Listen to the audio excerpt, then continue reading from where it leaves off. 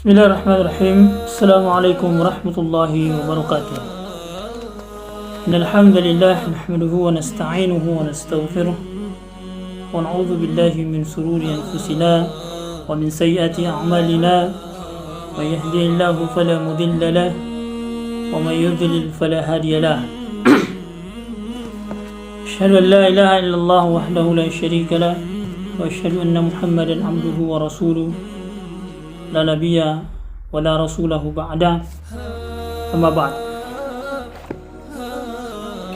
Alhamdulillah, kita bersyukur kepada Allah Subhanahu wa taala. Kemudian kita bersalawat atas Rasulullah Muhammad sallallahu alaihi wasallam. Allahumma shalli ala Muhammad wa ala ali Muhammad. Pada kesempatan yang berbahagia ini kembali kita melanjutkan kajian kita tentang al-hikmah. Al-hikmah mempunyai 3 tingkatan. Yang pertama adalah engkau memberikan sesuatu sesuai dengan haknya, tidak melampaui batasnya, dan tidak menyegerakan dari waktunya, dan tidak pula mengakhirkannya. Karena sesuatu itu memiliki tingkatan-tingkatan dan hak-hak, juga mempunyai batasan dan akhir, yang merupakan batasan terakhir di mana tidak boleh dimajukan dan pula tidak boleh diakhirkan. Maka al-hikmah sangat memperhatikan ketiga hal ini.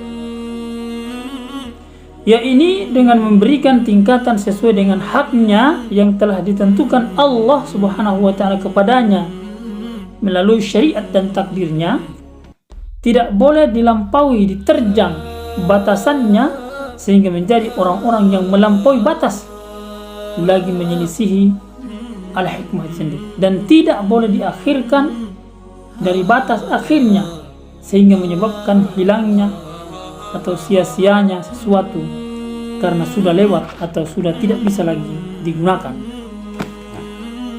Hukum seperti ini adalah hukum umum bagi semua yang datang dari agama yang mulia, sebab dengan perkara ini maka akan menjadikan orang-orang untuk melakukan sesuai dengan keadaannya, baik secara syariat maupun apa yang ditakdirkan oleh Allah SWT. Maka menyia-nyiakan berarti menyia-nyiakan hikmah yang kedudukannya sebagaimana menyia-nyiakan seperti menyia-nyiakan bibit dan menyiraminya.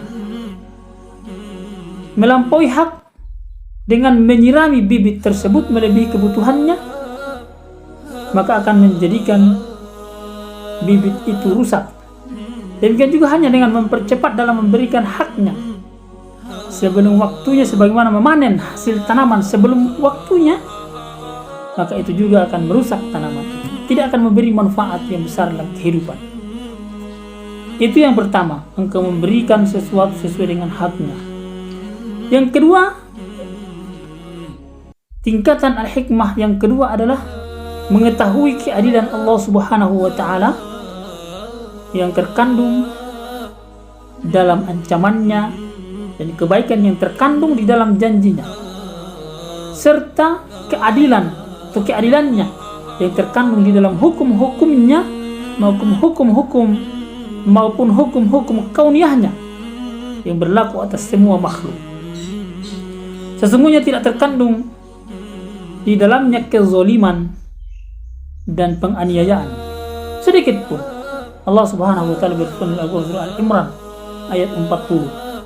A'udzu billahi minasyaitonir rajim. Innallaha la yuzlim mithqala dzarratin wa in taku hasanatan yudha'ifha wa yu'ti min ladunhu ajran 'azima. Sesungguhnya Allah Subhanahu wa taala tidak menganiaya seorang walaupun sebesar zarrah pun, dan jika ada kebajikan sebesar zarrah maka niscaya Allah akan melipat gandakan dan memberikan darinya sisi-sisinya pahala yang besar. Demikian juga dengan mengetahui kebaikannya, yang terkadang juga yang terkandung di dalamnya juga larangannya. Allah Subhanahu wa Ta'ala adalah Zat yang Maha Pemurah dan tidak akan mengurangi simpanan rezekinya, dan tidak pelit terhadap sesuatu atau terhadap nikmat yang ada di sisinya untuk disebarkan melalui keluasan rahmatnya Subhanahu wa Ta'ala. Yang ketiga adalah al-basirah, hikmah pada tingkatan yang ketiga adalah al-basirah, yakni kekuatan idrak, pengetahuan, fatonah, kepandaian, ilmu dan hibrah, ilmu dan pengalaman. Saudara sekalian yang dimuliakan Allah Subhanahu wa Ta'ala, basirah adalah tingkatan ilmu yang tertinggi, di mana keilmuan di dalamnya dinisbatkan kepada hati, sebagaimana sesuatu telah dinisbatkan kepada mata untuk penglihatan. Kekhusyuan basirah ini menjadi ciri khusus para sahabat Rasulullah sallallahu alaihi wasallam dari umat ini. Kemudian demikian juga para mukhlasin, orang-orang yang ikhlas di dalam melakukan sesuatu dari kalangan para pengikut Nabi Allah Subhanahu wa Ta'ala. Kekhususan basirah ini adalah tingkatan dari para ulama sebagai pewaris para nabi. Allah Subhanahu wa Ta'ala berfirman, "Qul hadhihi sabili ud'u ila Allahi ala basiratin ana wa man ittaba'ani subhanallahi wa ma ana minal musyrikin." Katakanlah, inilah jalan agamaku, aku dan orang-orang yang mengikutiku mengajak kamu kepada Allah dengan hujjah yang nyata. Maha suci Allah, dan aku tidak termasuk orang-orang yang musyrik. Saudara sekalian yang dimuliakan Allah Subhanahu wa Ta'ala, Allah Subhanahu wa Ta'ala benar-benar telah memerintahkan Nabi dan Rasulnya agar mengabarkan kepada manusia bahwa ini adalah jalannya, ini adalah jalanku, jalan yang harus ditempuh oleh seluruh umat manusia. Tiada ilah yang berhak kecuali Allah Subhanahu wa Ta'ala, satu-satunya yang berhak diibadahi. Tiada sekutu baginya Subhanahu wa Ta'ala. Allah Subhanahu wa Ta'ala menyuruh manusia dengan basirah, keyakinan, argumen dan ilmu, dan setiap orang yang mengikutinya juga menyeru terhadap apa yang diserukan oleh Allah dan Rasulnya sallallahu alaihi wasallam di atas basir, keyakinan dengan argumen baik yang bersifat akal maupun yang bersifat syariah. Saudara sekalian yang dimuliakan Allah Subhanahu wa Ta'ala, demikianlah basirah di dalam dakwah, di dalam mengajak kepada kebaikan, di dalam mengusung peradaban yang mulia ini. Dakwah kepada Allah Subhanahu wa Ta'ala harus dilakukan di atas basirah.